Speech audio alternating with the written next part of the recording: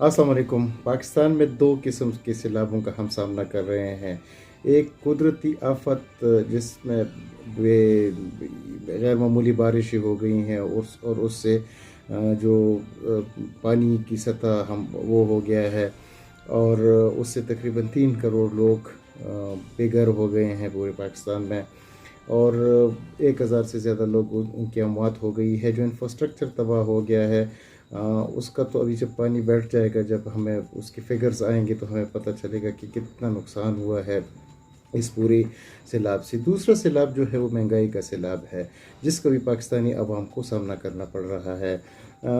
हुकूमत की जो पॉलिसीज़ हैं IMF के साथ, ये एक्सपेक्ट किया जा रहा है कि उनके साथ जो एग्रीमेंट है वो फाइनलाइज हो जाएगा। मुफ्ती इस्माइल साहब आज प्रेस कॉन्फ्रेंस कर रहे थे, वो कह रहे थे कि मंडे तक ये है कि एक्सपेक्टेड है कि IMF के साथ हम चले जाएंगे। अच्छा, जो IMF के साथ जो शराइत हैं उस पर भी जो PMLN है उनमें इख्तिलाफ है। जो इसहाक डार साहब है वो मुफ्ती इस्माइल साहब पे कुलम कुलम क्रिटिसिज्म करते हैं। उनकी ट्वीट हम देखते हैं या जो बयानात देखते हैं तो वो इनकी जो पॉलिसीज़ है वो उसको पसंद नहीं करते। कल आबिद शेर अली साहब ने भी एक प्रेस कॉन्फ्रेंस की थी, जो PMLN का लीडर है, और आज हनीफ अब्बासी साहब ने भी एक प्रेस कॉन्फ्रेंस की है। इसको अगर हम देख लें तो क्या वाकई ये PMLN के अंदर कोई इख्तिलाफ है इस पे जो माशी पॉलिसीज़ है, या सिर्फ आवाम को धोखा देने के लिए या बेवकूफ़ बनाने के लिए ये बातें हो रही है? तो इसको ये जो चीज़ें हैं अगर हम देखें तो ये बिजली की जो बिल है उसमें जो वो हैं जो टैक्सेस इन्होंने लगाए हैं, जो फिक्स टैक्स लगाया है, तो जो किसी भी आप वार्डे के दफ्तर में चले जाए तो वहाँ पे लोगों का एक हुजूम होता है। सारे लोग बिल लेके आते हैं और कहते हैं कि इसमें जो बिल है वो हमें कम करो, जो टैक्स है उसको माफ़ करो। आज वज़ीर आज़म की हिदायत पर उन्होंने जो 300 यूनिट वाले गिराने हैं उनके लिए, तो उन्होंने कहा है कि उन पर टैक्स माफ़ किया जाएगा जो 300 यूनिट से कम बिजली यूज़ करते हैं। लेकिन ये एक्सपेक्ट किया जा रहा है कि जब IMF के साथ ये एग्रीमेंट हो जाएगा तो ये पेट्रोल जो है सितंबर से 10 रुपये महंगा हो जाएगा। फिर ये भी है कि 50 रुपये और महंगा हो जाएगा, तो ये 290 तक पहुंच जाएगा।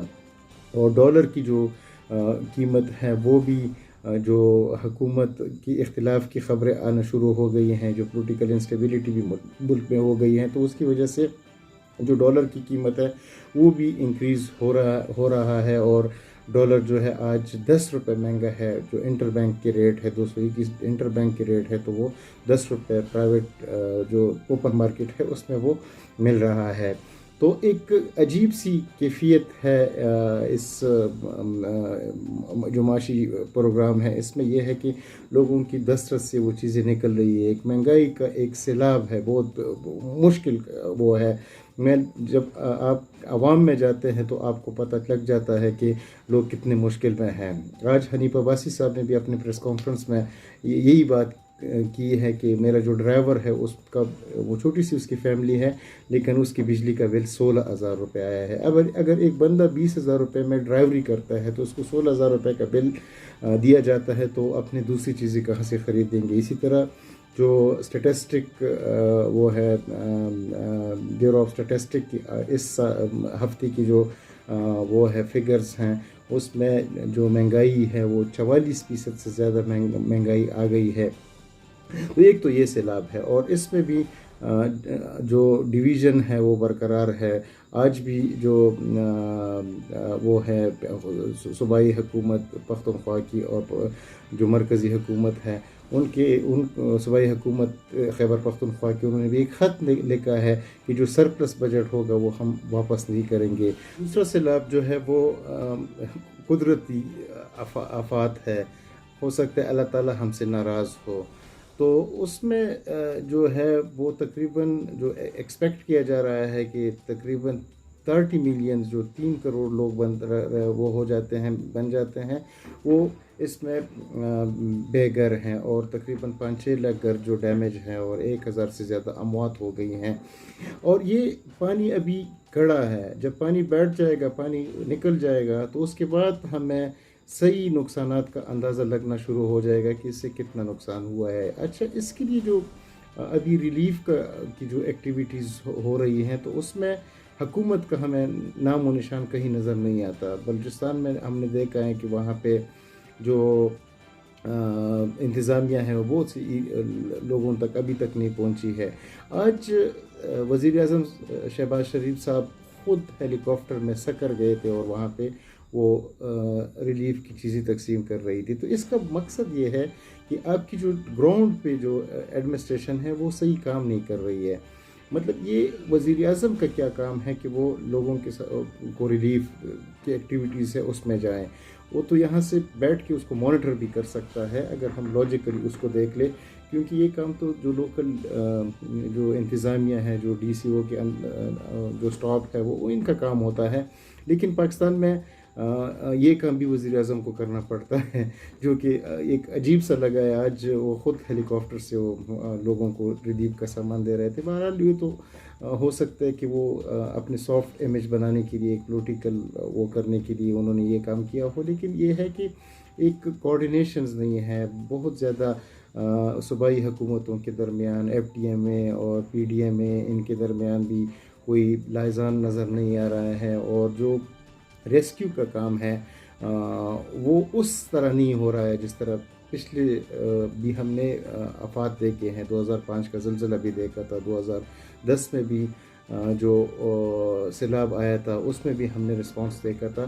کل ایک دلخراش واقعہ ہوا تھا اس میں کوہستان میں, جہاں پہ 5 جوان تھے اور ایک خبر یہ ہے کہ وہ آپس میں بھائی بھی تھی, سگے بھائی, لیکن یہ کنفرم نہیں ہے. لیکن یہ کنفرم ہے کہ وہ 5 گھنٹے ایک پتھر تھا اس کے اوپر وہ انتظار کرتے رہے.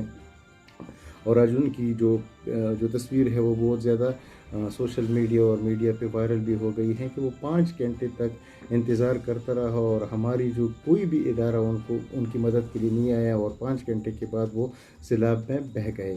اچھا, یہ جو واٹر چینلز ہیں, جو ہر سیلاب تو آتا ہے, پاکستان کی 75 سال کی جو وہ ہے نا تاریخ ہے, اس میں ہم نے 30-40 سیلاب دیکھے ہیں جو آئے ہیں.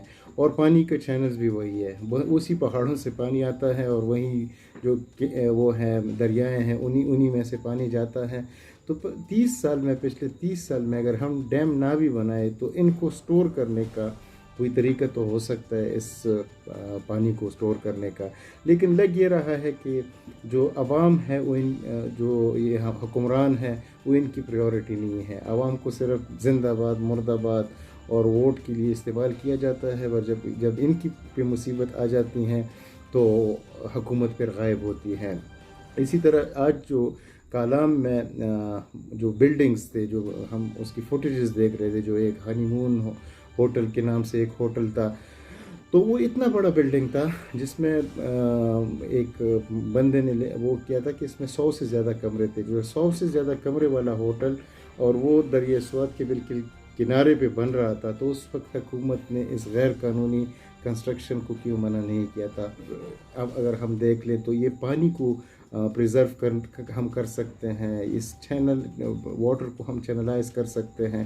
لیکن لگ یہ رہا ہے کہ یہ جو حکمران ہیں ان کی پریورٹی جو ہے وہ عوام ہے نہیں. حالانکہ ہم اگر چھوٹے چھوٹے ڈیم بنا دیں سوات میں, چترال میں, اور اسی طرح جو گلگت کی طرف, یہ سارے علاقوں میں, گلگت سے لے کے یہاں تک, تو ایک ایسٹیمیٹ کے مطابق تقریباً 35,000 میگا واٹ بجلی ہم ان ڈیموں سے بھی بنا سکتے ہیں, اور اس میں پانی بھی سٹور ہو سکتا ہے. اور اس طرح کی جب بارشیں ہوں یا سیلاب ہوں تو اس میں وہ کرامت بھی ثابت ہو سکتے ہیں. لیکن ہماری پریورٹی یہ نہیں ہے. ہماری پریورٹی ہائیڈل سے پاور جنریشن نہیں ہے, بلکہ انڈیپینڈنٹ جو کمپنیز ہیں ان سے لینا ہے, کیونکہ اس میں کمیشن چلتا ہے.